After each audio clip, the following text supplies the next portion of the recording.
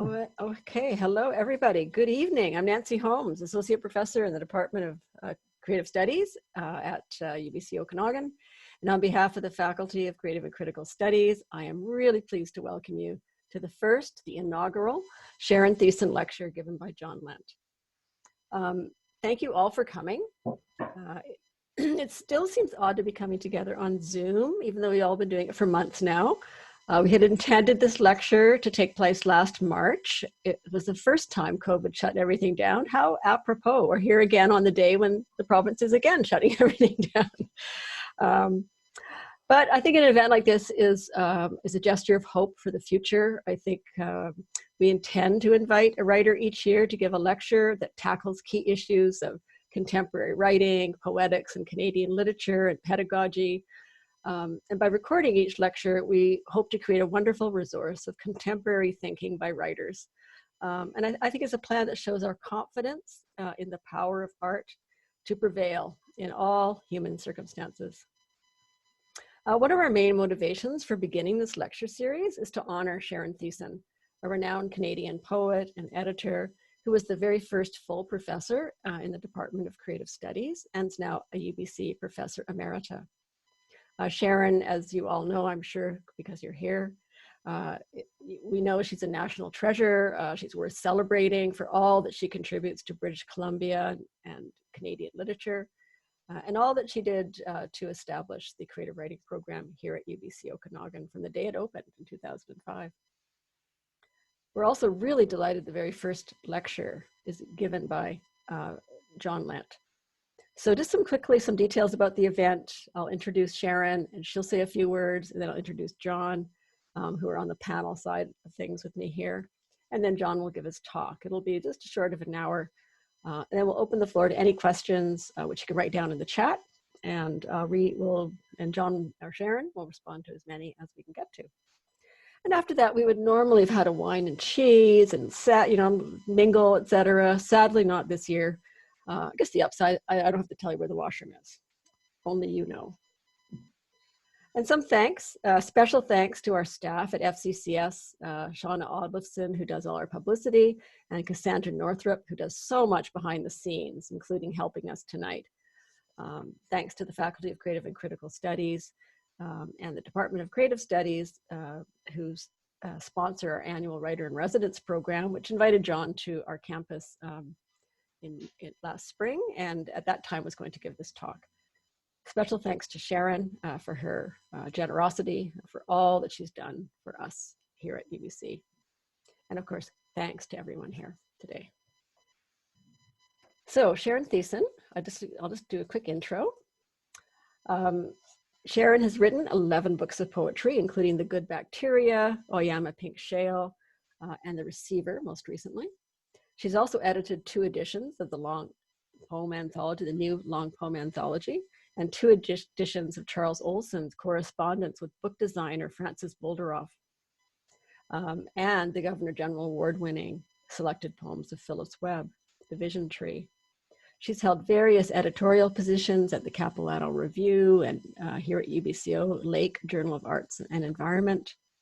And although retired, she continues to write and contribute to the development and conversation around Canadian poetics, recently writing an introduction to Anansi's reprinting of Paulette Giles' Waterloo Express, and creating a chapbook with Penn Kemp. And she's always in demand for numerous blurbs and endorsements. And she's currently working on a prose manuscript. So Sharon, please step forward and say a few words. We'd love to hear from you. Thank you. And I'm going to stop the video part and just read a little blurb here for John and for the lecture, because I'm concerned my internet connection is kind of wobbly. So I'll turn it off here and just read what I've written. I'm delighted and honored that the Faculty of Creative and Critical Studies has initiated an annual lecture series in my name. And I'm particularly pleased that the series is inaugurated with this talk by John Lent, who was writer in residence last year at the time the lecture series was launched. It was to have been a gala event held on campus and open to the public, but we know what happened. And so here we are in this virtual hall instead. Thank you all for tuning in, and thank you especially to Nancy Holmes and UBC's faculty and the administration. And thank you to John Lent, poet, musician, a distinguished and gifted teacher and mentor, publisher and editor, a truly great presence in this community, who is giving tonight's talk. It concerns, among other things, pedagogy, how and what we teach in creative writing, and asks us to consider the enduring vitality of modernism's legacy within the arts, not just as a body of knowledge that belongs to the past and that has been gotten beyond and above, but rather as a bedrock of profound and lasting creativity. Rather than breakage and separation and forgetting, there must be ongoing continuance, because we don't know now what we will need to remember tomorrow. What literary modernism gives us is complexity, the embarrassment and truth of everything belonging, of human effort and human fallibility, of the continual presence of the unknown. The enormity of this is poetry's spiritual chase. It is the open field where poetic imagination operates, and where we are together in our deepest natures. I'm looking forward to John's talk tonight and to the talks that will be given in this series in the future. So, looking forward to hearing you, John. Thank you so much, Sharon. As always, inspiring. Sharon's given such a lovely introduction to John. I feel I hardly have to do it, but here's just a little bit more. John Lent's a writer, editor, singer, songwriter who lives in Vernon, British Columbia. He has 11 books published, 6 volumes of poetry, 1 volume of short stories, 2 novels, and a book of conversations about writing with Robert Croach. John's latest book of poetry is the gorgeous A Matins Flywheel, which came out in 2019. He's also edited 35 volumes of poetry, fiction, and nonfiction, and he taught creative writing and literature courses at Okanagan University College and University College for over 30 years. Many people think of him as the poet laureate of the Okanagan. And certainly his teaching, his support of writers from students to colleagues has always been exceptional. He's certainly been an incredible mentor and key person for me for all of my time that I've been here, which is almost 30 years now too. So please welcome John as he gives his talk, Aspects of Poetics in Contemporary Fiction and Poetry, a Practical Logic of Legacy, a Working Art of Continuance. Welcome, John. Thank you. Hey, thank you, Nancy. What can I say? I could go on about Nancy forever, but I'll get into this now, this talk. And just before I start the talk, there are some people who I know have made special efforts to tune in tonight, aside from Al Rempel, which blew my mind. That was so neat. And I just want to mention their names quickly because they're part of my life and their supports in my life, right? With Craig McCluckey, who Craig and I built a lot of things at the college and the university college that had to do with laying a foundation and infrastructure for creative writing. And he's just one of my good friends who I really owe a lot to. And Mary Ellen Holland, who I taught with for 5 years, like in terms of creative writing at North Kelowna campus before 2005. Jay Rosewski, who was one of the first students that I had at Okanagan University, or Okanagan College actually, back in the 80s. He was an 18-year-old guy, and he's gone on to be a very noted writer. He's a beautiful poet and a fiction writer and a nonfiction writer. And there he is. We've become such good friends out of a class, right? I've got an old family friend who knew me when I was a kid in the mean streets of Edmonton. Ron Wasno, who's had his own incredible career in science and medicine. And he's here tonight. And Jake Kennedy's English 226 or 216 class, they actually have to write something on this. They helped me kind of refine some of this stuff earlier in the fall. And so I really wish them all well, and especially Jake as well. And also I have a nephew who's tuned in tonight, who's the same age that I was when I went down to York and started teaching creative writing. I think 23, 24. And his name is Robin Lent, Robben.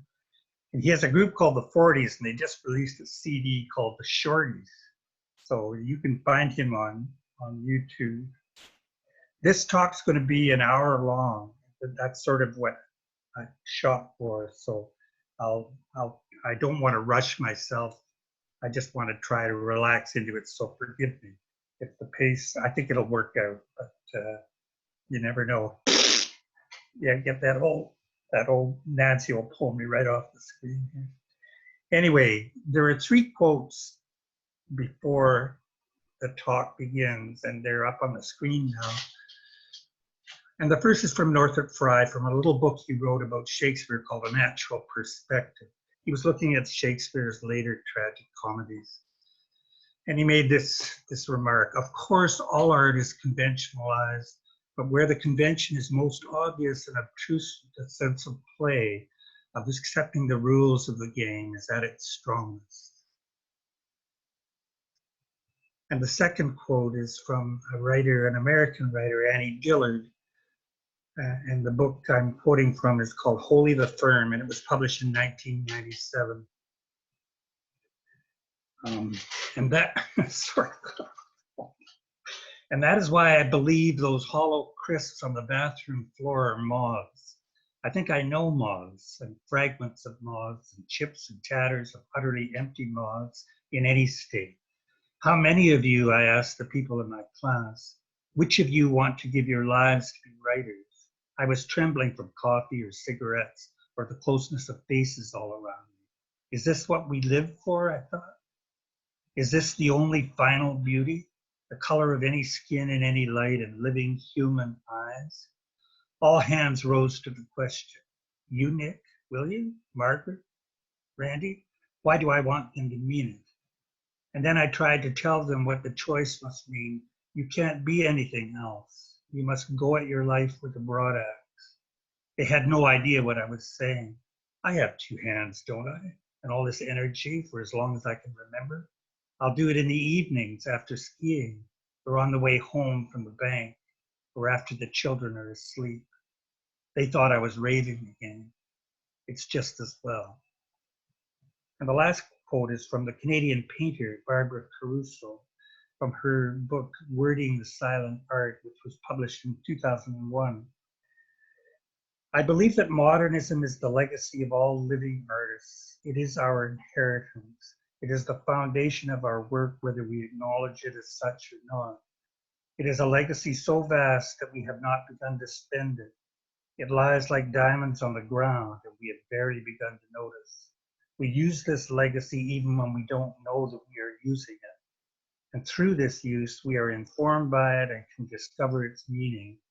Modernism is about consciousness in the world. Until we see it, grasp it, and I mean grasp all of it, we cannot proceed as artists. I want to thank Nancy Holmes and all of you at the University of British Columbia, Okanagan, for inviting me to come here for a 3-week stint as writer in residence last March. I've been retired for almost 10 years now, and you have no idea how great it was for me, COVID-19 aside, to suddenly have the kind of contact I had with your students and the public in Kelowna and Vernon. It made me think hard about shapes of art. It made me think hard about the importance of being able to discuss pedagogy openly with other creative writing instructors. It also reminded me how devoted and hardworking creative instructors are. Teaching creative writing is a unique, singular, and demanding discipline at universities and colleges. And that discipline attracts wonderful writers and wonderful teachers for a reason that has to do with such uniqueness, especially here at UBCO and here at Okanagan College. The fact is that the discipline of teaching creative writing has drawn a stunningly talented pool of writers and teachers here because of UBCO and Okanagan College. Maybe one of the most diverse and talented groups of writers in the country. I'm so aware of that, especially when I think about poetics, about different approaches to form and material as evidenced in the spectrum of powerfully different work produced by this community of writers. So thank you. Thank you for asking me to be a writer in residence here. It was truly an honor, and I will never forget it. When I found out that part of the writer in residence deal was that I was being asked to write and deliver the first of the Sharon Thesen lectures, I was both thrilled and terrified in certain ways to say yes. Thrilled because I admire Sharon so much, her writing and her teaching. Terrified because I wanted to write something unique that might honor her properly. For years, I would announce brazenly to anyone who asked, there is nobody I know in the country who knows as much about poetics as Sharon Thesen. So as you might suspect, the terrified part is bigger than it sounds, and it will become clear later on. Then Nancy phoned and said she needed a title for this lecture immediately. I know, I thought, in an impulsive moment of typically passive-aggressive panic. I'll write about the issue of poetics in fiction and poetry and how important it is for creative writing instructors to be as open as possible to the wide spectrum of options in poetics these days. And I thought up this title, Aspects of Poetics in Contemporary Fiction and Poetry, a practical logic of legacy, a working arc of continuance. I'm sure I knew in that moment what I meant by this title. And I also remember innocently sitting there and staring at the title, thinking, good, at least that's settled. Things are going well, I thought. I'm off to a good start. The truth of the matter is that this paper's origin is based on a personal coincidence in two people's lives. It just so happens that Sharon and I started teaching creative writing courses right at the beginning of the invention of them as an independent academic discipline in this country. Fred Cogswell in New Brunswick and Earl Burney at UBC Vancouver and James Reaney at Western and Rudy Weeb at the University of Alberta had invented some creative writing classes and seminars in the 50s and 60s. But the independent academic discipline of teaching creative writing as a degree option or diploma option began at Simon Fraser University and York University in the very early 70s. And I showed up at York in the fall of 71, and Sharon had already been at SFU for a couple of years. We were both teaching assistants, grad students. We were both there to see everything lift off. We both started teaching creative writing, me in 1971 and Sharon a bit later at Capilano College. And we both had to figure out what to teach. We both began a lifelong search for poetics we could pass on to our students. And so it all began for both of us, right there on the ground. And here we are now, almost 50 years later, retired elders, still squinting into everything, especially poetics and pedagogy and other issues that surface daily concerning teaching in this discipline. We're still edgy with things to say sometimes. We're old hands, after all. We worked on the coal face too long, as Tom Wayman would say, but it's true. We probably do have a lot to say sometimes, but we care what it must be like to be you as well, to be on the ground now, teaching new writers in 2020. So a modesty surfaces that is caused by two things, and they're good things. First, a modesty caused by the respect we both have, respect and affection for each of you teaching on the ground right now in a discipline that is both vibrant but complex. And second, a modesty caused by the act of withdrawing from teaching too, an act that ushers in an isolation and humility that is abrupt, new, and mysterious, and which makes you more wary than you used to be about bleating out whatever great idea surfaces in your head randomly. It gets complicated. So I'm going to say some things tonight out of both these modesties. And I may stumble or get into trouble too. And I'm hoping you will trust me enough to know I'm only trying to illuminate what I sense is an important personal story about the use of poetics in the pedagogy of teaching writing in the Western world over the last century, and a caution I especially have about drawing too hard a line between the poetics of modernism and the poetics of postmodernism in that growth, especially when it comes to providing logic and legacy and confidence for creative writing students. I'm going to try to tell you a story that might help you or simply comfort you in all the work you're doing. It's a story about keeping pedagogy open and up for grabs and sustaining a community of creative writing instructors that supports differences in these matters. I have written 30 openings to this paper. It's getting ridiculous. So ridiculous, there's a chance that the structure of the essay will simply be these openings. I keep looking for the right logic, the exact arc of delivery, but I also keep wrestling with an impossible, intrusive mystery that lies beneath the facts of Sharon Thesen's incredible career in retirement, and even beneath the facts of my own career in retirement.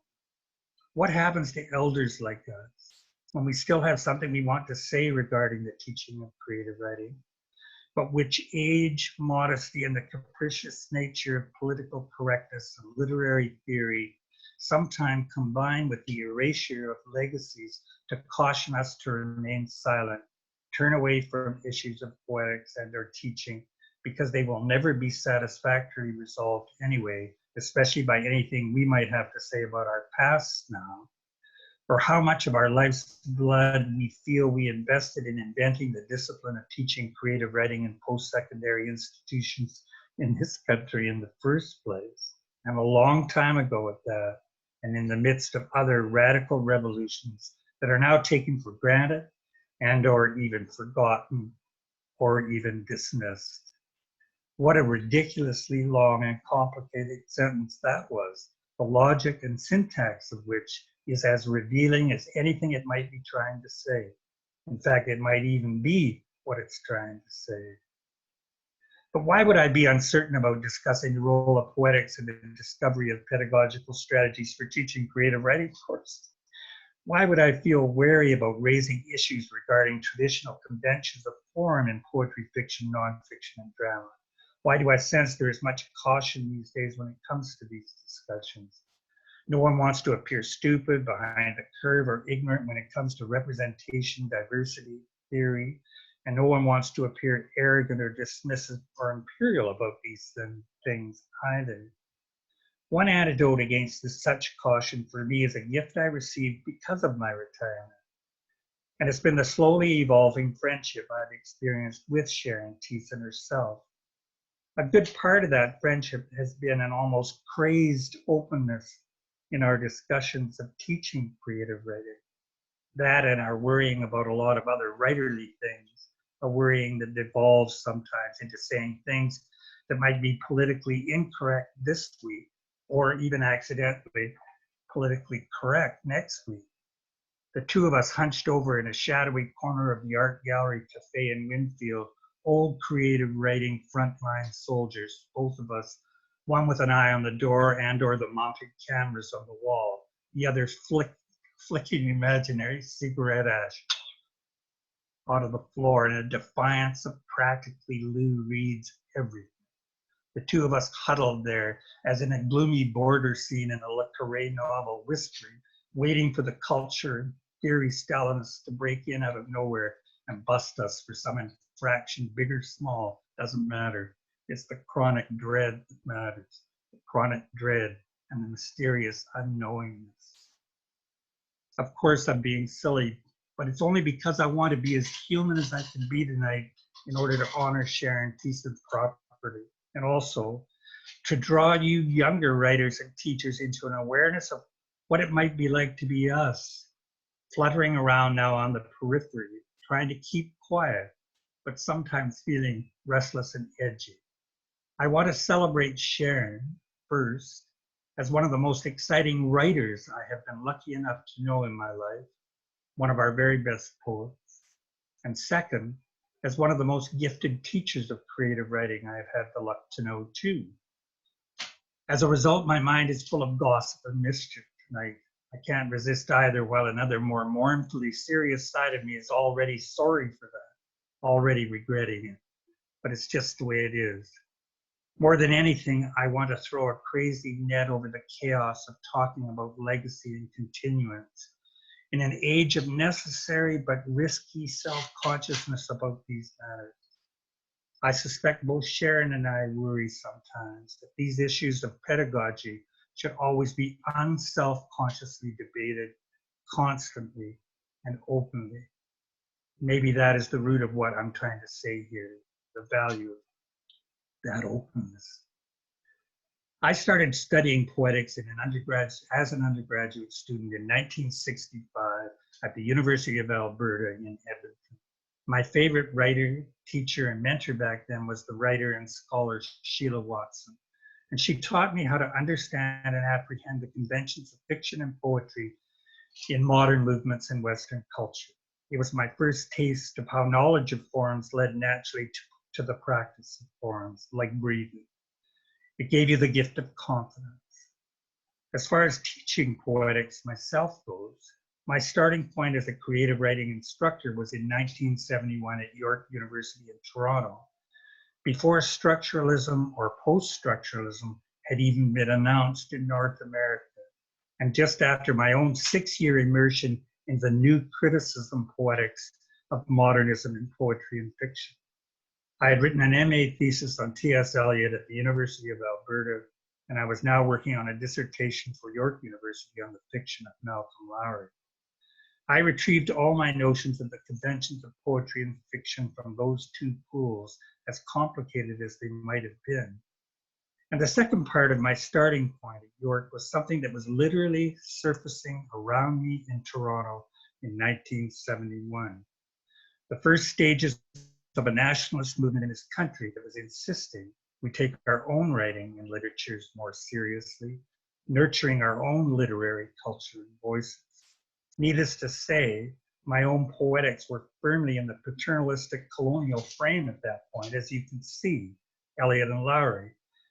So I was unwittingly a good example of a young writer who wanted to write about the lower middle class life of a young man growing up on the south side of Edmonton in the 50s, but whose conditioning was to imagine that significant literary material could only occur in London, Paris, New York, or Barcelona. Because I had always wanted to take a creative writing class, but couldn't because there weren't any I could take. When I realized I was going to have to teach a creative writing class for Dawn Summerhays at York, I asked myself, what would I myself have liked to learn as a student? And the answers were almost completely technical, compositional. How do you go about the actual writing, the composition, as in music or painting? How did you move the words around on the page? What were the tricks of the trade technically?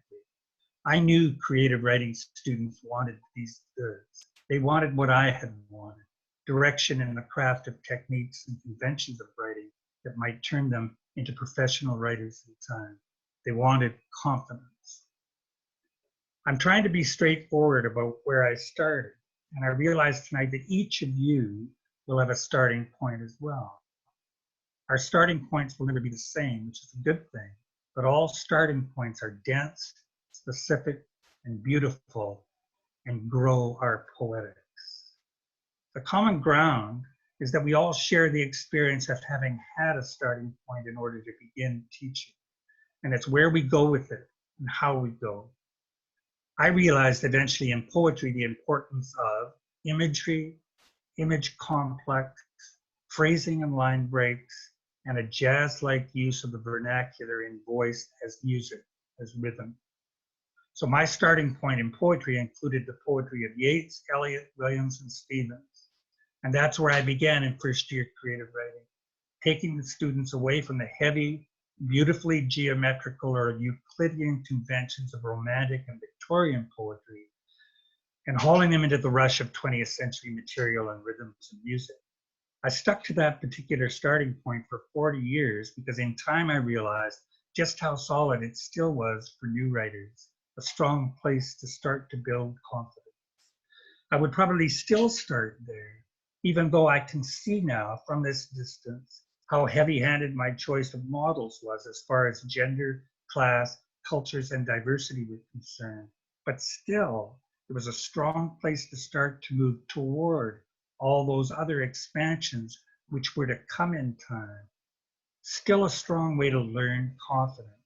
And the other side of it was to try to provide a passionate permission for new writers to move into this landscape here, the landscape of home, as their material. That was also an important part of the starting point, and it would lead eventually too into other powerful parts of those expansions of awareness as well. In fiction, my starting point was the realist movement in mid-19th century Western literatures. And I tried to show how the conventions of realism eventually split into two streams, social realism and psychological realism, still both very much alive today, but two streams that produced very different shapes, forms, and conventions of fiction, very different stories. I tried hard eventually as my own interest in understanding postmodernism and post-structuralist thought intensified. I tried hard to show how there is a direct lineage from those crude, even lumpy realist stories in the mid-19th century Europe through the convention of psychological realism, past those to the incredibly hybrid forms of surrealism, stream of consciousness narrative, irrealism, magic realism, high realism, even metafiction or historiographic metafiction, a term I always disliked.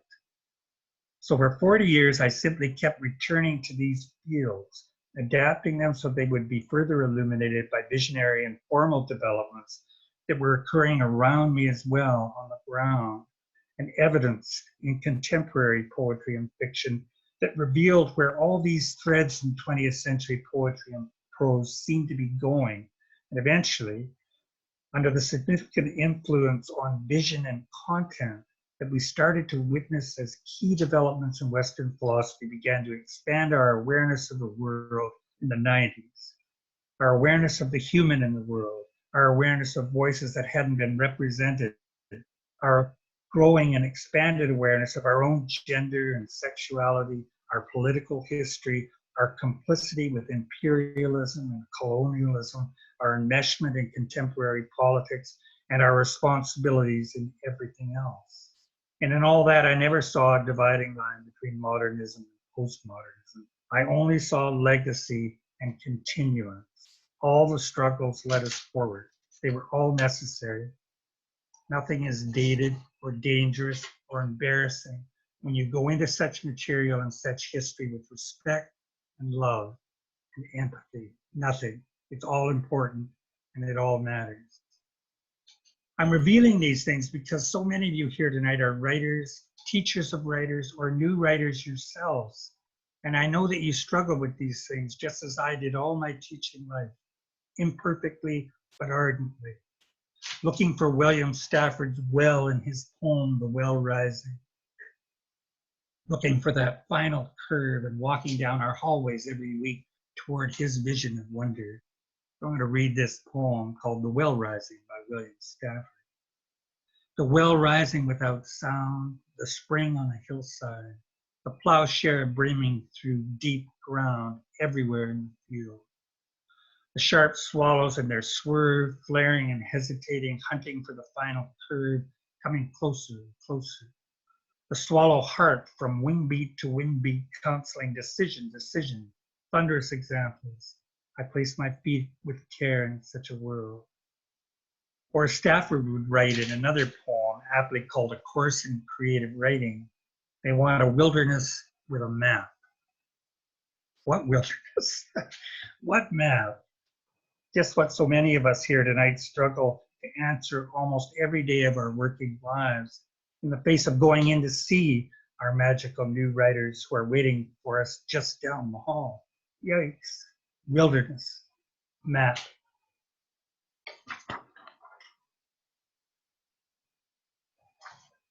As I was thinking hard about this essay, someone told me of recent measures taken to erase some of Flannery O'Connor's work from curricula at universities in the United States. When Sharon and I discussed it, we both had to laugh in one way because we knew O'Connor's gift was that she was pretty hard-assed about everybody. There weren't a lot of people who escaped her critical eye. She was harsh and unforgiving, and sometimes that was hard to explain, but important to explain nonetheless. Along with the work of Kurt Vonnegut and Margaret Lawrence, for me, Flannery O'Connor is a writer whose work I taught every single year of my teaching life. I know she had single-handedly drawn me, an innocent Irish Catholic Canadian boy from the Caucasian suburbs of Edmonton, Alberta, in the William Aberhart, Ernest Manning, John Diefenbaker 50s, into a contemporary universal world of human rights and cruel bigotry and love and violence and change that I would never not see again. She had drawn my young consciousness into that very world and had made me stare into what I saw for the rest of my constantly evolving and changing life, including now. O'Connor took the conventions of realism in the modern short story, maybe especially the much imitated device of Joyce's Epiphany, and she parodied them, adding burlesque and grotesque unpredictabilities over top of these conventions in order, she admitted, to make her readers see something important about themselves and their biases, judgments, and various states of myopia. The lesson for me as a writer was her deft, knowing use and abuse of those conventions of storytelling, O'Connor's awareness of them. It's what Fry was getting at in that opening quote. Of course, all art is conventionalized, but where the convention is most obvious and obtrusive, the sense of play, of accepting the rules of the game, is at its strongest.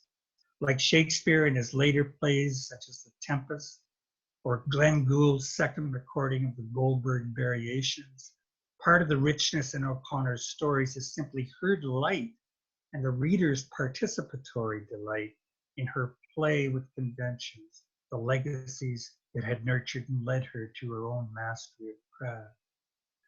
So sometimes in my worry about these things, I wonder whether you either teach these fundamental forms and try to demonstrate their legacies in the world, or go the other way completely and simply teach inspiration or improvisation or commercial conventions that pander to something else entirely in our culture and which avoid these agonies, these gardens. When you throw in the complex evolving variances embodied in the aesthetics, poetics of the word beauty, it gets tricky, eh? I've been caught in these rather unsolvable contradictions or breaches all my teaching life, and I'm still caught in them, even in working on this essay to honor Sharon Thesen, who I suspect has been just as caught as me in these same conundrums. It is tricky, and it can be really personal as well. But we have to be able to talk about this trickiness. The problems here on all sides, it seems to me, are the significant levels of awareness or non-awareness of conventions of writing, and the generosity and security to address them fairly. These levels of awareness or unawareness are either going to work for you or against you as a writer. And they have everything to do with your understanding of contemporary poetics and the root of those poetics, or the roots of those poetics, or more precisely even Fry's conventions, the tricks of the trade. A writer needs to know how these conventions evolve and transform and persist, and how they are vehicles for what we might call beauty. If you don't care to know these conventions or their history, or the unlaundered practice of them by key artists who came before us, you might end up being stuck as a beautiful practitioner of conventions that have not evolved or persisted, conventions that have not transformed, and your work might be creaking behind some crazy curve you are unaware of, dating itself in another kind of arrested beauty, of the naif maybe, or of the primitive, these crazy politically incorrect euphemisms for strange dismissals. Think of doing the same thing in music or in visual art. Nobody would want to. And it is important to say, too, that this awareness of conventions must be aimed at the new as well as the old. It might be, for example, that the evolving, transforming curve that creates new conventions is not working very well in our culture and has created new conventions that are weak or superficial. That can happen too. And if so, it will endanger new writers especially, who can sometimes be overwhelmed by fashion, by vanity, by superficial stylistic conventions that are part of trends that do not support density or kinds of beauty in writing.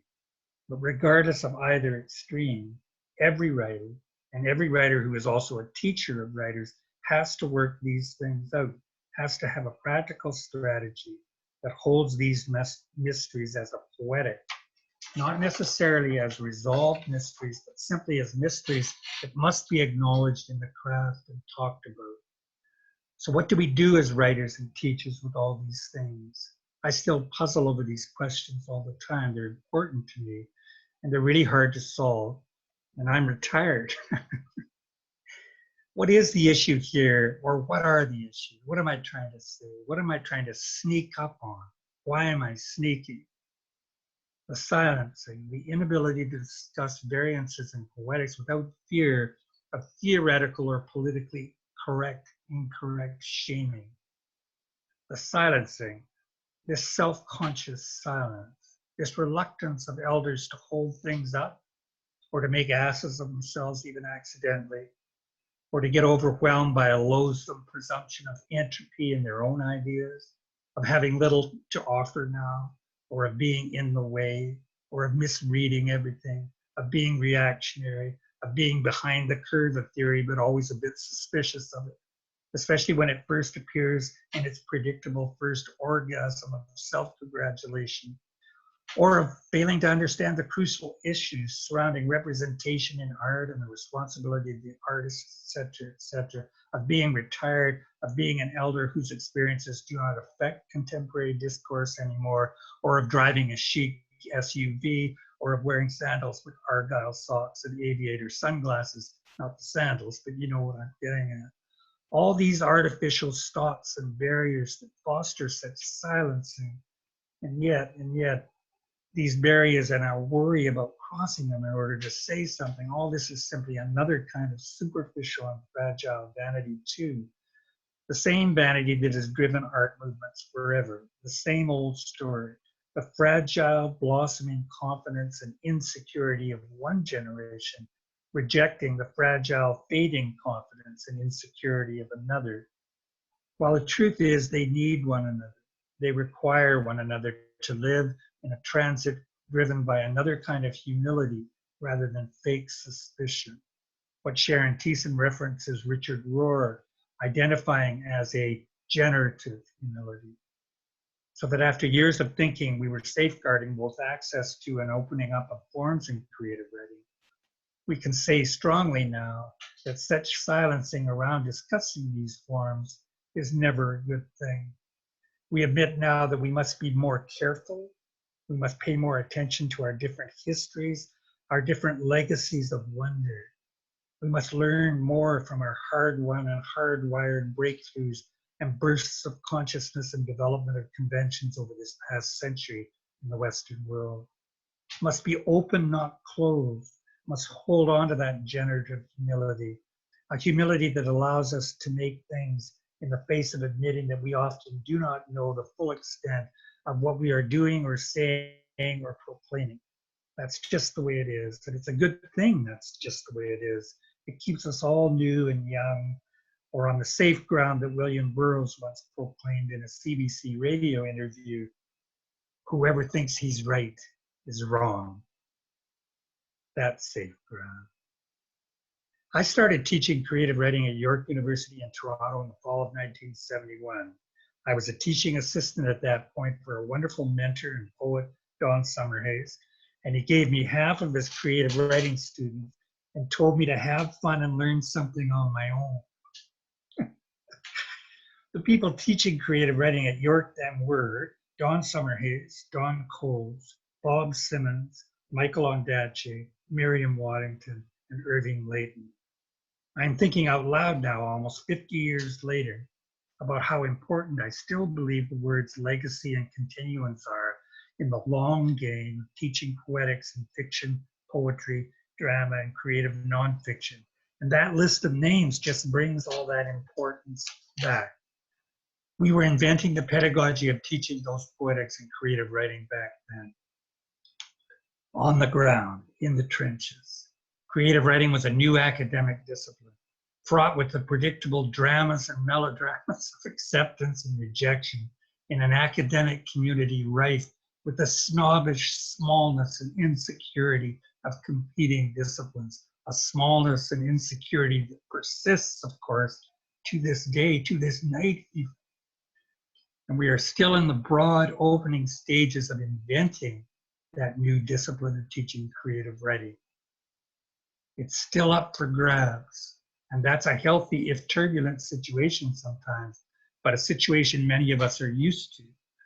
My restless, vague fear about this invention of new creative writing pedagogy post-retirement is that we might have lost some of that sense of legacy and continuance in the art of writing and the teaching of that art because of a vague, hypnotic, seldom discussed deference and or surrender and or accommodation we made to the tsunami of philosophical and literary theory that surfaced in the 90s and early 2000s in academic communities in the Western world, and which at times created its own addictive and understandable confidence and exclusivity, and which indirectly or directly encouraged us to hive modernism off from postmodernism, and as a consequence, risk losing a kind of player's confidence necessary to achieve vision in art, a confidence linked, strangely enough, to a continuance rather than a rupture in poetics from modernism to postmodernism. Even though I myself might be one of the first to admit that in the midst of a sweep of illuminations that occurred in philosophy and literary theory in the last 30 years in Western culture, it was necessary to revisit and reevaluate, even qualify some of that legacy and sense of continuance.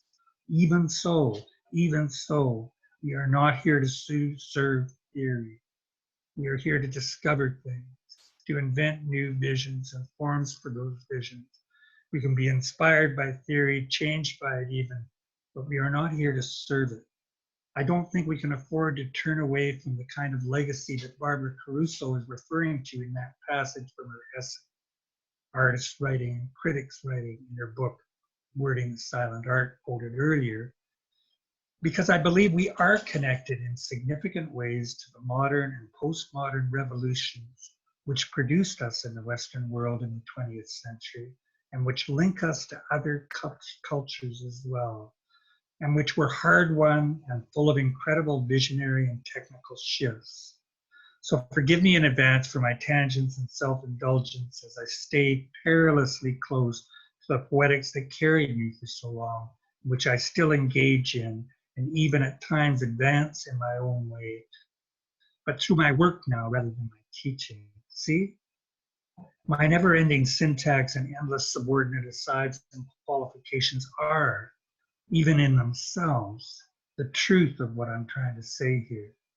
A syntax of self-questioning that longs for a closing rhythm of fusion and a logic that will simply not declare itself ever, and whose wonderfully, completely symmetrical unity will elude me forever. So there you go then. That's the music then, this other music. That's the image then, this other image. That's what's real instead, this fractured, imperfect real, driven by longing and constantly renewed by what Sharon Thesen perceives as a generative humility. The risk in truncating things in this way, hiving off modernism from postmodernism, is that we do not understand how we got to be here, how we fashioned these new poetics, how we discovered them slowly and arduously. The real price being we do not have enough confidence and will to improvise out of these new poetics because we cannot quite feel or understand in a practical way the weight of love and effort in their backstories, their bones. We are disconnected from the process and cerebral sinew that produced them, the techniques, tricks, conventions, and new forms to solve new problems.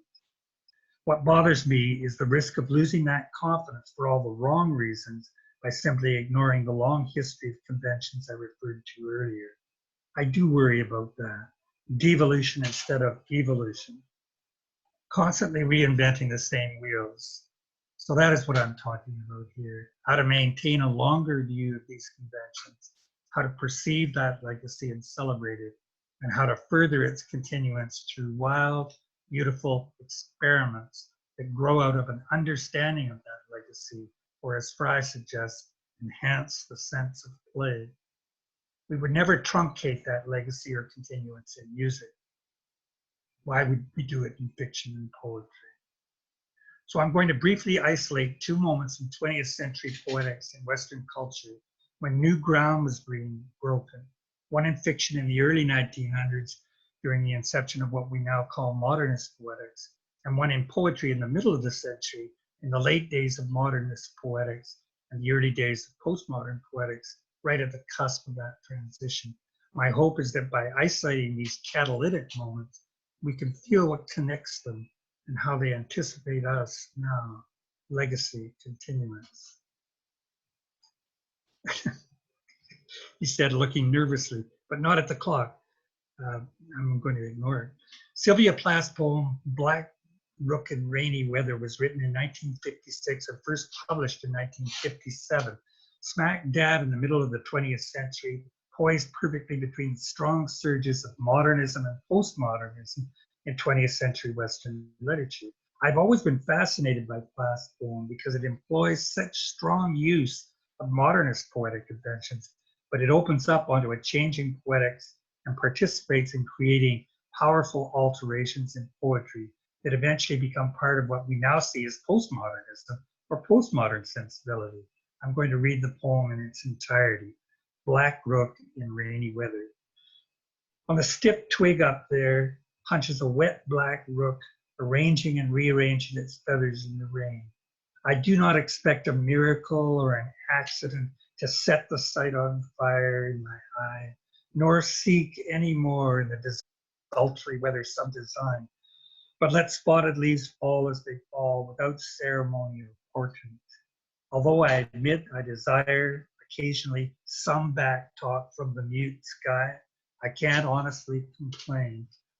A certain minor light may still lean incandescent out of kitchen table or chair, as if a celestial burning took possession of the most obtuse objects now and then, thus hallowing an interval otherwise inconsequent by bestowing largesse, honor, one might say love.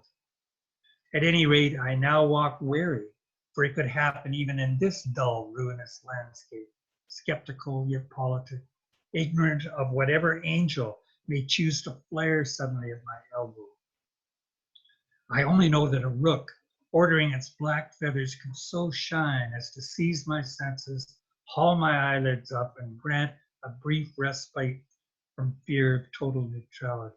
With luck, trekking stubborn through this season of fatigue, I shall patch together a content of sorts.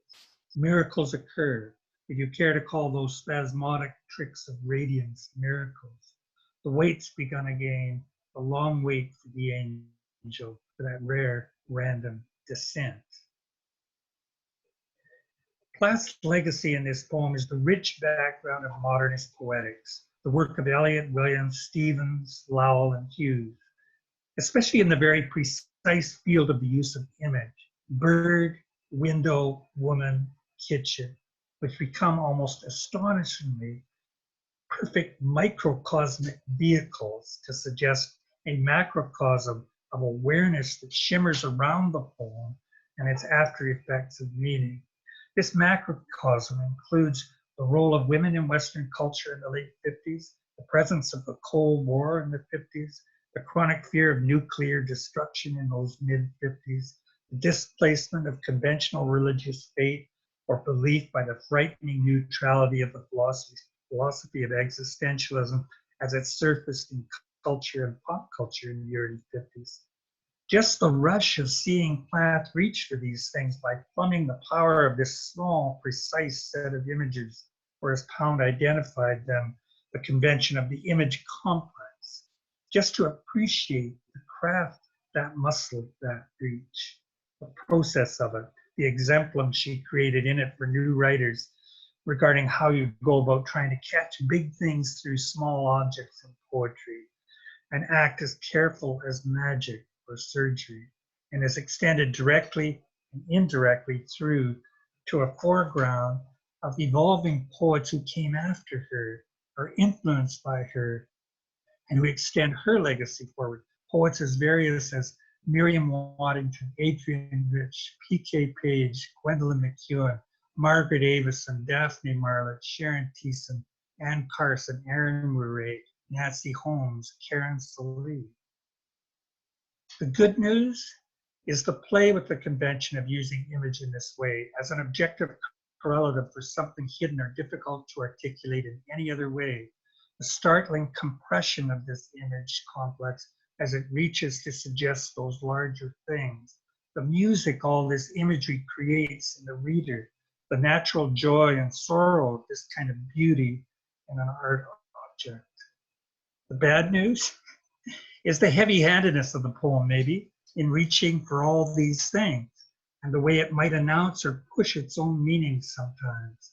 Its slightly elevated diction, its privileging of idea over image, the necessary wit of reference and associations in the history of literature required to force such a precise macrocosm, the subservience of the actual world of the images in the poem to the world of the ideas in the poem. Lots of things to think about, other places to go regarding other ways to compose to reach a different kind of wonder. Hard to say. When I think of the poets before Plath and then poets after Plath, I see an underlying continuance not often commented on, but important, especially for new writers seeking out elements of craft and design.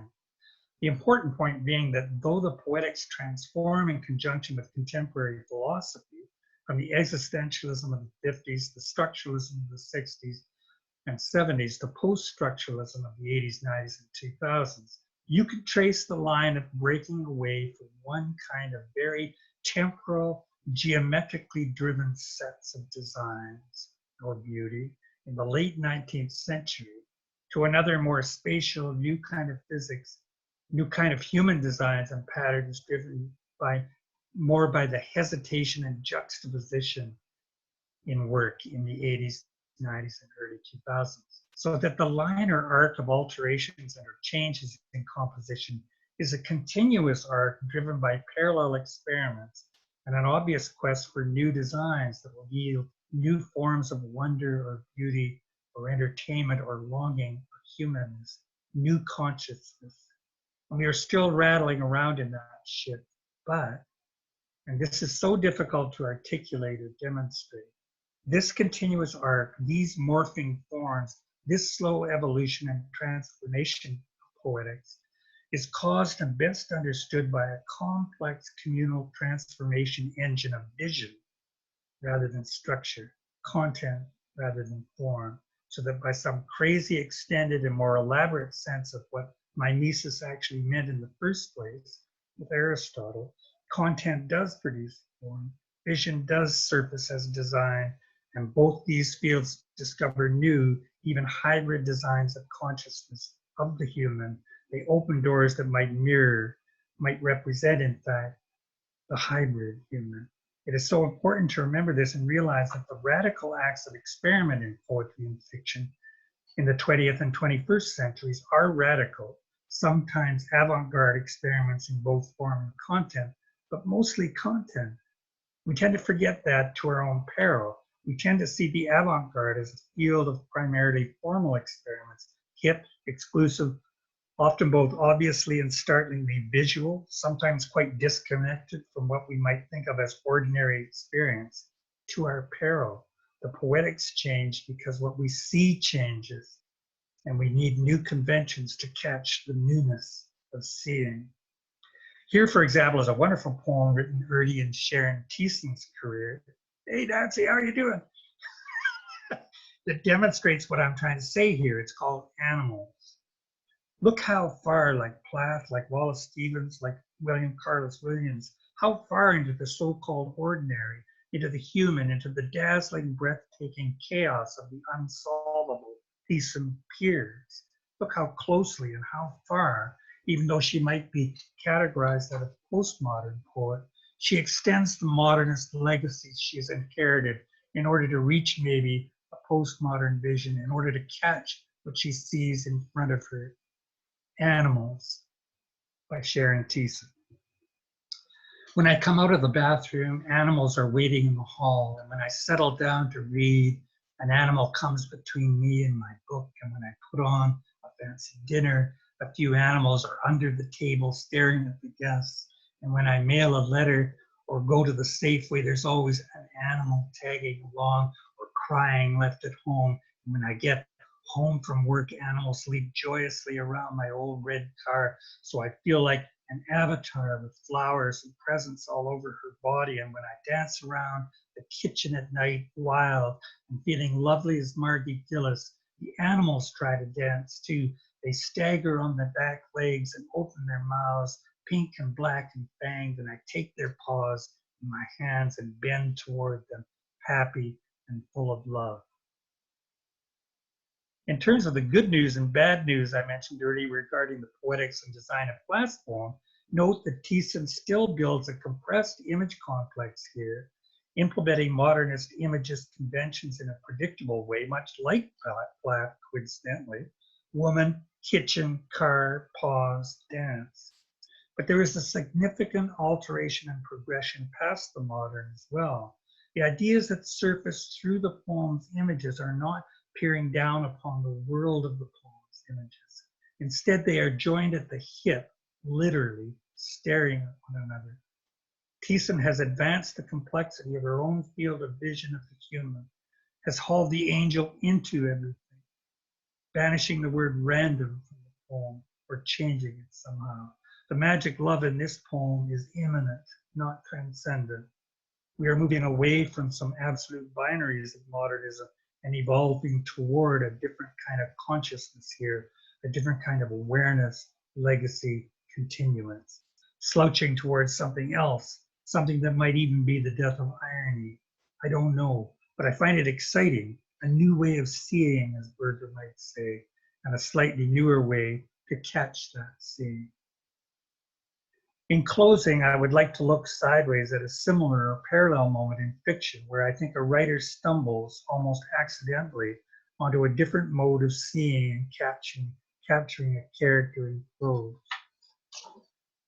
I'm going to say a few words about D.H. Lawrence's short story, Odor of Chrysanthemums, 1911, then examine a short passage from Jake Kennedy's biography, Made Lines Sing, 2016, to try to show a similar continuance linking modernism. The poor old guy. Modern and postmodern conventions. Odor of Chrysanthemums starts out as a very solid social realist story in the traditions of Ibsen and Strindberg, the same legacy James Joyce employed to compose the short stories in Dubliners. And all its conventions are quite obvious. The detailed description of the gritty, small mining town, the harsh domestic lives lived by the women and children in this town, how they are determined by those lives, the even harsher working conditions and risks the male characters inhabit, the rough working class voices delivered in a tight Welsh dialect. The story focuses on Elizabeth Bates, a pregnant mother of two who is married to a miner, Walter Bates, who we are told early on works hard and drinks hard. It becomes clear quite quickly that Elizabeth is an unhappy person caught in a marriage that is beneath her social expectations in this small town. Then the unthinkable happens. There's an accident in the mine, and the whole town awaits what may be the deaths of some of its miners. As it turns out, Walter is delivered home dead. He's been suffocated in a mining accident. His dead body is otherwise perfect, an important detail. The townspeople, who don't really like Elizabeth much, gather round Elizabeth to support and comfort her, while she stares down at this perfect person who had been her husband and who is now dead.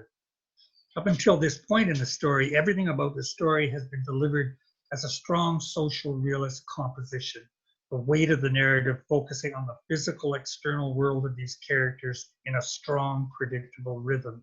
Then abruptly, out of nowhere, it seems, the point of view and language and rhythm of the story changes wildly as the reader is thrown by Lawrence into the head of Elizabeth Bates. Suddenly the story is not social realism any longer, as it pursues crazily at times the internal world of Elizabeth Bates, her consciousness, her new awareness of her marriage, her sexuality, her love, and her future. Something about a major shift in content here is requiring an equivocal shift in form. The story changes before our eyes. It is a real rupture in point of view and language and style, even logic. It is almost as if Lawrence, like Joyce before him, has stumbled accidentally upon what Joyce would eventually call an epiphany, a convention that would become the most famous convention of psychological realist stories in Western culture.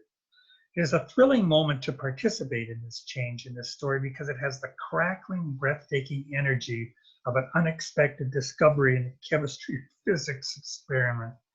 Just listen to this as it unfolds in the writing sentence by sentence. Okay, so I kind of cut some of this back and I'm going to give you what I can here. At last it was finished. He was a man of handsome body and his face showed no traces of drink. He was blond, full-fleshed with fine limbs, but he was dead. Bless him, whispered his mother, looking always at his face and speaking out of sheer terror. Dear lad, bless him. She spoke in a faint, sibilant ecstasy of fear and mother love. Elizabeth sank down again to the floor and put her face against his neck and trembled and shuddered. But she had to draw away again. He was dead, and her living flesh had no place against his. A great dread and weariness held her. She was so unavailing. Her life was gone like this. White as milk he is, clear as a 12-month baby. Bless him, the darling, the old mother murmured to herself. Not a mark on him, clear and clean and white, beautiful as ever a child was made, she murmured with pride. Elizabeth kept her face hidden. He went peaceful, Lizzie, peaceful as sleep. Isn't he beautiful, the lamb? Aye, he must have made his peace, Lizzie. Happen he made it all right, Lizzie. Shut in there. He'd have time. He wouldn't look like this if he hadn't made his peace. The lamb, the dear lamb. Eh, but he had a hearty laugh. I love to hear it. He had the heartiest laugh, Lizzie, as a lad. Elizabeth looked up. The man's mouth was fallen back, slightly open under the cover of the mustache. The eyes, half shut, did not show, glazed in the obscurity. Life, with its smoky burning gone from him, had left him apart and utterly alien to her, and she knew what a stranger he was to her. In her womb was ice of fear because of this separate stranger with whom she had been living as one flesh. Was this what it all meant? Utter intact separateness, obscured by heat of living. In dread, she turned her face away. The fact was too deadly. There had been nothing between them, and yet they had come together, exchanging their nakedness repeatedly. Each time he had taken her, they had been two isolated beings, far apart as now. He was no more responsible than she. The child was like ice in her womb, for as she looked at the dead man, her mind, cold and detached, said clearly, "Who am I? What have I been doing? I've been finding a husband who did not exist. He existed all the time. What wrong have I done? What was that I had been living with? There lies the reality, this man." And her soul died in her for fear. She knew she had never seen him. He had never seen her. They had met in the dark and had fought in the dark, not knowing whom they met nor whom they fought. And now she saw and turned silent in seeing, for she had been wrong. She had said he was something he was not. She had felt familiar with him, where he was apart all the while, living as she never lived, feeling as she never felt. In fear and shame, she looked at his naked body that she had known falsely, and he was the father of her children. Her soul was torn from her body and stood apart. She looked at his naked body and was ashamed, as if she had denied it. After all, it was itself. It seemed awful to her. She looked at his face and she turned her own face to the wall. For his look was other than hers. His way was not her way. She had denied him what he was. She saw it now. She had refused him as himself. And this had been her life and his life. She was grateful to death, which restored the truth. And she knew she was not dead. And all the while her heart was bursting with grief and pity for him. What had he suffered? What stretch of horror for this helpless man? She was rigid with agony. She had not been able to help him. He had been cruelly injured, this naked man, this other being, and she could make no reparation. There were the children, but the children belonged to life. This dead man had nothing to do with them. He and she were only channels through which life had flowed to issue in the children. She was a mother, but how awful she knew it now to have been a wife. And he, dead now, how awful he must have felt it to be a husband. She felt that in the next world he would be a stranger to her. If they met there in the beyond, they would only be ashamed of what had been before. The children had come for some mysterious reason out of both of them, but the children did not unite them. Now he was dead. She knew how eternally he was apart from her, how eternally he had nothing more to do with her. She saw this episode of her life closed. They had denied each other in life. Now he had withdrawn, and anguish came over her. It was finished then. It had become hopeless between them long before he died, yet he had been her husband. But how little. There's something before the very end of the story, but it doesn't matter. The language and syntax and sound of the story changes as Lawrence moves the camera into Elizabeth's consciousness. It is a movement into a more lyrical rhythm in the syntax that matches and creates the interiority and panic, self-questioning Lawrence needs to build.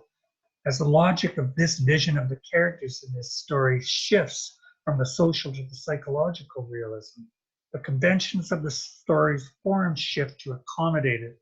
Content produces form. A new kind of story emerges, and new conventions of style emerge to enable it. The good news, what an incredible technical breakthrough in the form of the short story. It allows the writer to internalize the reality of consciousness and build the new genre, psychological realist short story, altering the tried and true convention of climax in the traditional short story. And it reveals technical tricks too that anticipate conventions and stream of consciousness fiction, tricks that will eventually allow Waves to the Lighthouse, Ulysses, The Sound and the Fury, Nightwood, Journey to the End of the Night, and Under the Volcano to emerge. It single-handedly answers the question, why did Joyce throw the 1,000-page manuscript of Stephen Hero into the fire and then rewrite it as a 180-page novel called A Portrait of the Artist as a Young Man? The bad news? Maybe this scene too is a bit overwritten in the midst of its own excitement. It is possible that D.H. Lawrence's personal vision of gender roles and sexuality in Western society is taking over things a bit, almost creating an opportunity for a small soapbox to be situated in the middle of the floor in this scene just near Walter's body. So as in Plath, there is a chance that ideas begin to dominate things inordinately. But what an amazing achievement of discovery, regardless. Lawrence is so good. He's seeing something for the first time. In the early 90s, I wrote a paper that examined Christiana Gunner's novel, The Prowler, in terms of the ending of James Joyce's story, The Dead. My premise was connected directly to this idea here of moving narrative inside character, as Lawrence does in Order with Chrysanthemums. I simply wondered out loud, what if the conventions of the Joycean epiphany, that intense and climactic moment of self-awareness, either in the character's consciousness or in the reader's consciousness, what if the conventions of that epiphany became your starting point for a narrative rather than end point? What would a story or novel look like then? A lot like Gunner's The Prowler, I thought, a lot like it. So the logic and structure of the epiphany, of consciousness in all its flux and chaos and elusive associations, stumbling into a state of illumination, a state of complex self-awareness, would become the fluid structure of the narrative that carried the story. What a risk that would be in some ways, but as it turns out, a risk taken by many writers, including Ilse Aichinger, Herta Müller, Christiana Gunners, Aaron Murray, Annie Dillard, Pierre Michon, Gerald Murnane, among others. And it's a risk that has a long legacy that goes far back into the late 19th century experiments with realism by writers as diverse as Henry James, Juna Barnes, James Joyce, Ford Madox Ford, and Joseph Conrad. I can hear so much of that late 19th century music in these more recent conceptual or simply mysterious pieces. And I find that long arc of continuity comforting and illuminating too. It makes sense to me, and it makes community too. So I'm going to end by making a few remarks about community and about a writer I admire who's part of our community here in the Okanagan, and whose work shares much with the last list of writers I just announced, beginning with Ilse Ayschinger. Jake Kennedy has written 6 books and has won many awards for his work, especially for Hazard, The Lateral, and Apollinaire's Speech to the War Men. Kennedy's work is thick in layers and design. It is also risky in its vision in the sense that Kennedy is quite comfortable taking deliberate pilgrimages into the surreal, the absurd, and or the almost inexplicable lack of conventional logic in our day-to-day lives. The wonderful try life can be instead, the many-sidedness of the way we experience its vicissitudes, its deranged geometry, so that his work, so committed to these qualities in life, rebuilds them in art, mimics them so beautifully, that the reader has to surrender to these qualities in the narrative rather than try stubbornly to subdue them or erase them or turn them into something else that might be easier to take in. In his process, which is apparently a slow, arduous process, Kennedy cuts away into and at his material, stripping it back to a boldness and vibrancy that sometimes simply astonishes me. It is a minimalism that carries an abundance within it and has been carefully constructed to do just that. The reader might register a lot of pressure in this abundance, the cumulative forces of its syntax, its logic, and its sound, and the spectrum of its play. This is a bit like the pressure a reader might find in the metafiction of Gunner's The Prowler, a pressure of density that goes back to a writer like Gertrude Stein, or forward to a writer like Pierre Michon, or some of the work of Juna Barnes, David Jones, Milan Kundera, John Berger, Herta Müller, and Annie Dillard. A wonderfully compressed minimalism, if that's a good term.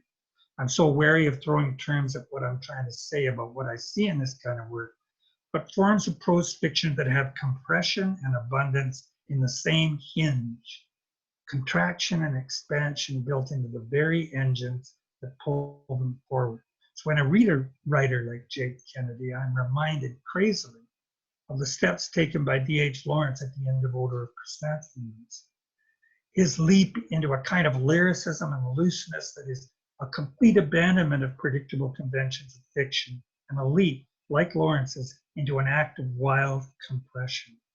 The two writers, separated by almost a century, share something in their visions and in how they use conventions of form to seize something significant of human experience. In 2016, OPR Editions in Brooklyn, New York, published Jake Kennedy's book, Made Lines Sing, an extemporaneous biography of Madeline Gins.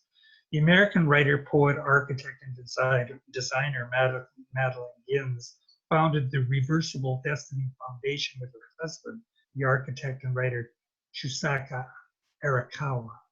Gins was a writer Kennedy greatly admired, and even a cursory glance at her work reveals qualities of play, of looseness and compression, and of intellectual daredevilry that surface in Kennedy's work as well. They were writing along parallel paths sometimes. I know that Jake Kennedy had a chance to meet Gins and chat with her about her work, and I believe their connection was so strong and obvious in that meeting that after she passed away in 2014, Kennedy wrote this extemporaneous biography of her. Here is a passage from the opening of this completely fabricated biography. It's about Madeline and her parents just when she first arrived as a baby into the world.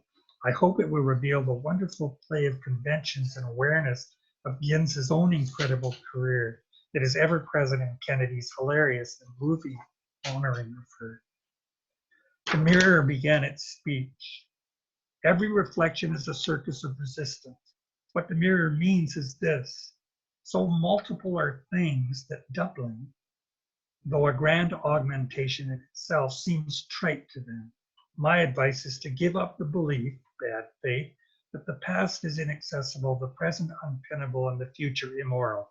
Subscribe only to the sphere and visualize yourself as always spinning.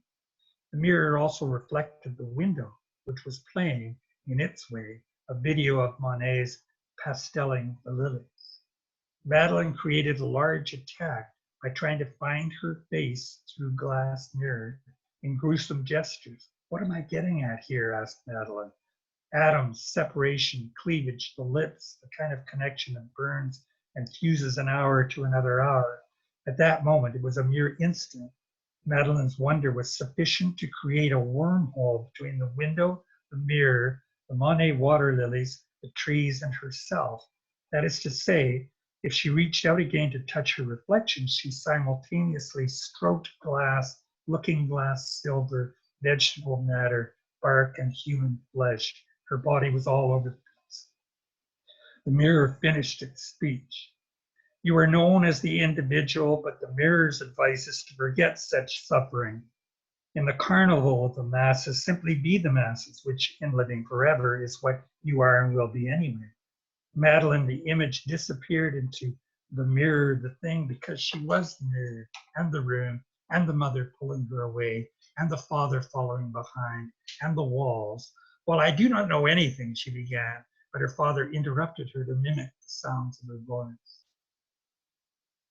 I see this kind of writing as part of the legacy and continuance of the Leaps, Joyce, and Lawrence, and Woolf, and Faulkner took into the poetics of psychological realism, then surrealism, then stream of consciousness fiction, and everything that issued after those, including some of the work of Burroughs, Kerouac, Georges Perec, and the Olympians who followed him, an arc of continuance that bridges the modern and postmodern, and is just a part of the poetics so many new writers pursue now, part of a much larger continuing legacy, a long line of like-minded experiment and improvisation and exploration of Fry's sense of play with the convention of those experiments.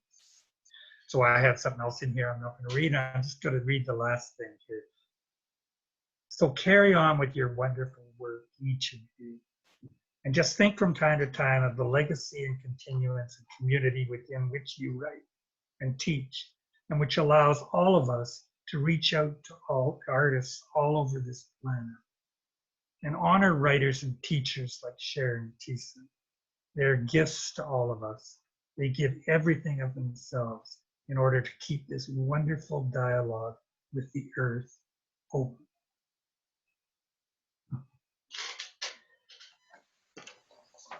Thank you, John. That's wonderful. Too bad we can't have applause. Man, holy moly. Thank you, I feel a thank you. bit That was stoned. just amazing. And the readings, oh my goodness. When you were reading Lawrence, oh my goodness. It was just so powerful. Wow.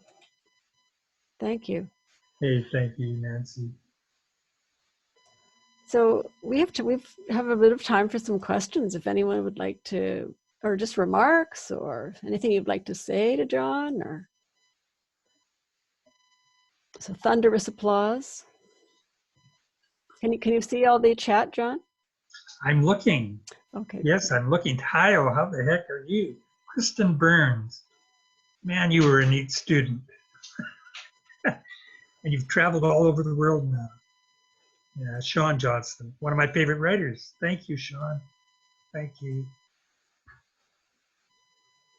Dorian Jurek, another wonderful student. Holy shit.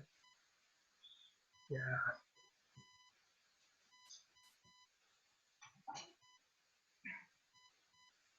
Jory who Glenna Turnbull. Oh man, great.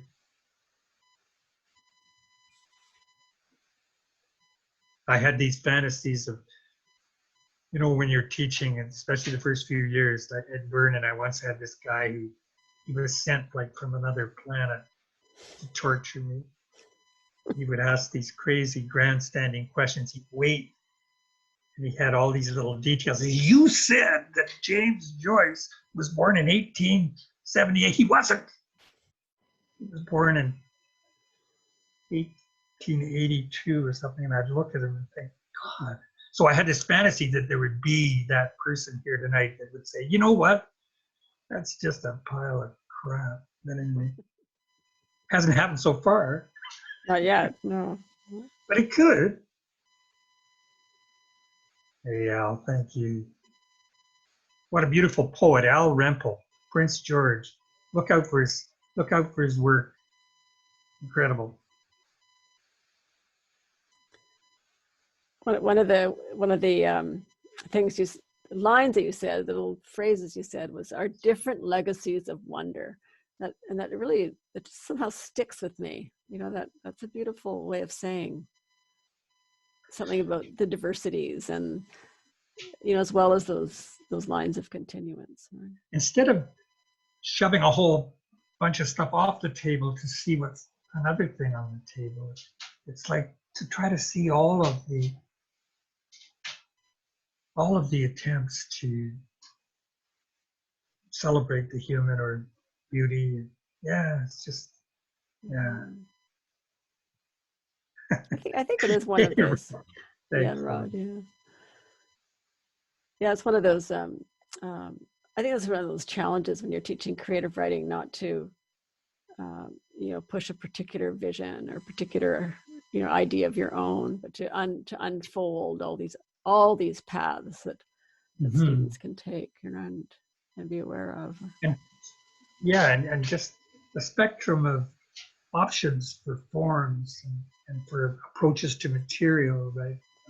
They're all there, right? Yeah, yeah.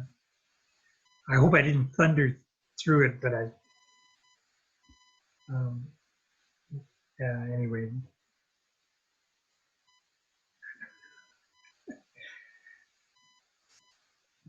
Oh, Lorna Rosewski, hello. Isn't that wonderful to hear you? Oh, hi, Lorna. Are you still in Ontario, Lorna? So weird we can't talk to people. Yep. Yeah, she is. Oh my goodness. Oh, wow. Oh my goodness. A big hi to you, Lorna, from Jude as well, and to Rod. Oh, Kelly, how are you? Hey, Kelly Nice Shepherd to hear. from Edmonton. Thank you. Yeah. Anyone else have a comment or question or anything they'd like to say to John? I mean, we'll keep the chat open. Feel free to send things his way, but Susan Evans Susan. raised her hand. What is that? Okay. That's a good What question. does that mean? I don't know. Nancy, are you able to see the Q&A? I can. Yes, I can make you talk, I think. Susan, do you want to? Oh yeah. Oh good. I've been trying to chat, but for some reason I can't chat. So I sent a Q&A. Oh, okay. Yeah. Okay. Oh yeah, I got it. I got the Q&A too. Okay, great. Yeah, I wanted to send applaud. But I was wondering, John, could you expand upon your comment that poetics change because what we see changes? I mean, there's a logic to that which seems normal, but I wondered if you could expand upon that. Yeah, I'm trying to think of a fast way to do that. Poetics changed because, you complete the sentence for me. Poetics changed because the way we see things change. Is that right? Yes, that's what you said. You said, well, sometime you give me a shout sometime and we'll talk about that. But here's a fast answer. Aristotle's definition of mimesis is that art represents reality. When I used to teach, sometimes I say, okay, so what's the variable in there? Art or reality, right? It's both, right? And so when every epoch sees things a certain way, we identify it, as the 18th century, the neoclassicist movement, the romantic movement, the Victorian movement, whatever. And so that identifies a way of seeing, right? Okay. And what it means is that it's a way that people perceive reality in that particular time. And the designs of entertainment like music and literature mimic that way of seeing things. And so the Baroque period, if you look at the architecture and you look at their political structures, even philosophy, there's kind of a common, kind of very elaborate, kind of busy thing going on in music and in writing and life, right? And so I guess what I'm trying to say is that,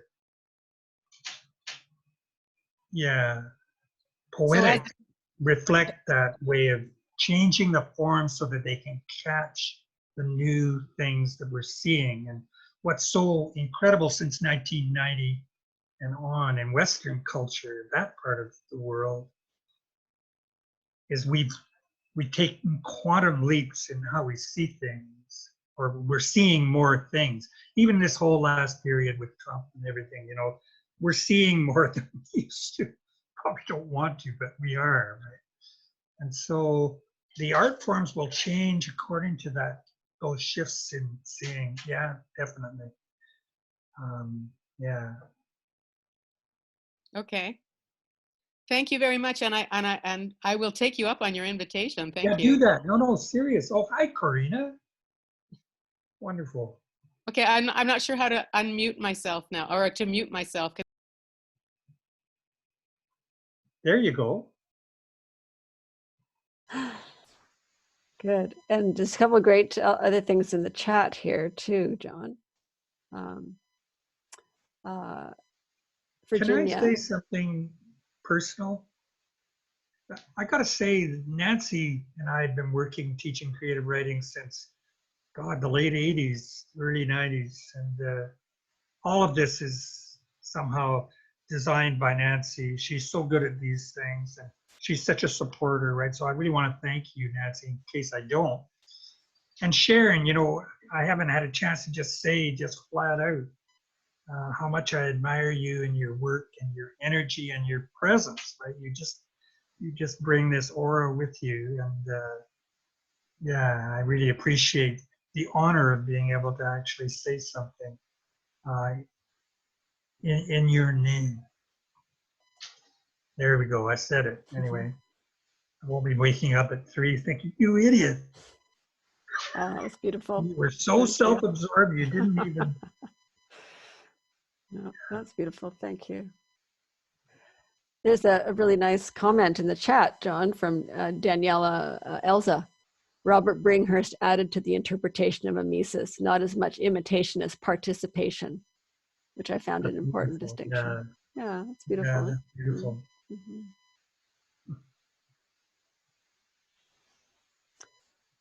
Well, that is great. I think we probably, since we're getting on a little bit, it's exactly 8:30.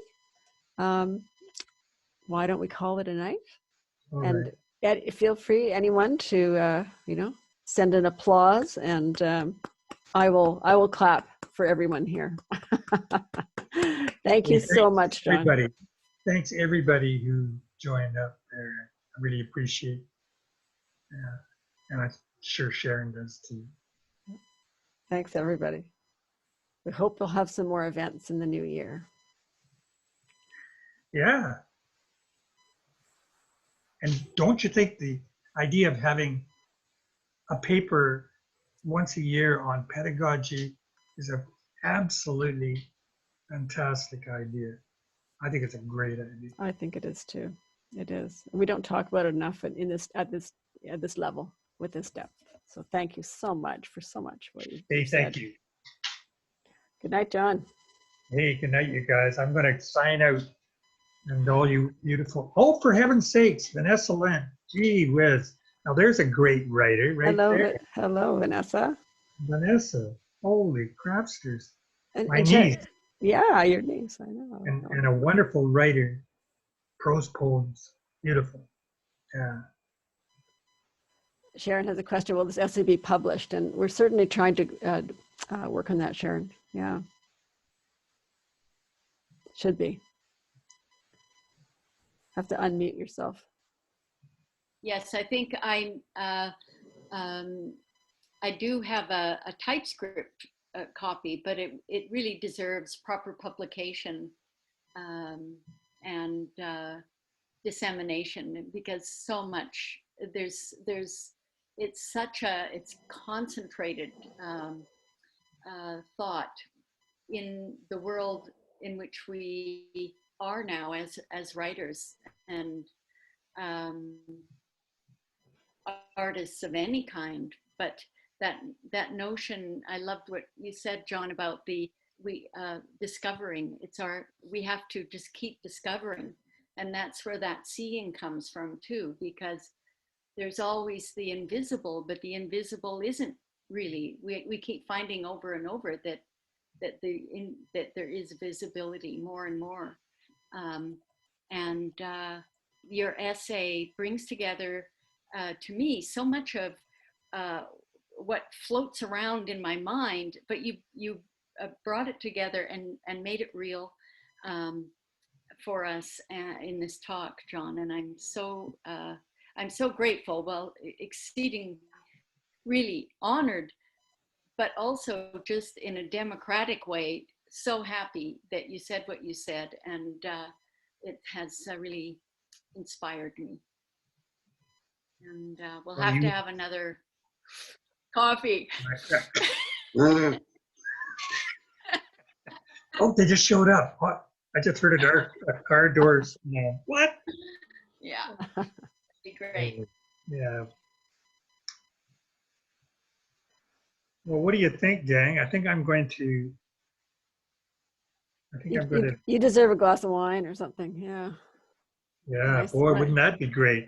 Yeah, we lost. Where's the platter with all the cheese and grapes on it? You know? Yeah, and the you never know. prosecco and all that stuff. We'll have to He was next running north towards Armstrong. Anyway, you two beautiful Next year. people. Thank you. Okay. And, Good night, everybody. Thank you, John. Yeah. Sharon, I'll be getting a hold of you real soon. And we'll have that coffee and that. Sure. All right. We will, when we can. Bye. Bye, Nancy. Thank you so much, Nancy, for this. Bye, Sharon. This is beautiful. Thank you. Mwah. Bye. Thank you. Mwah.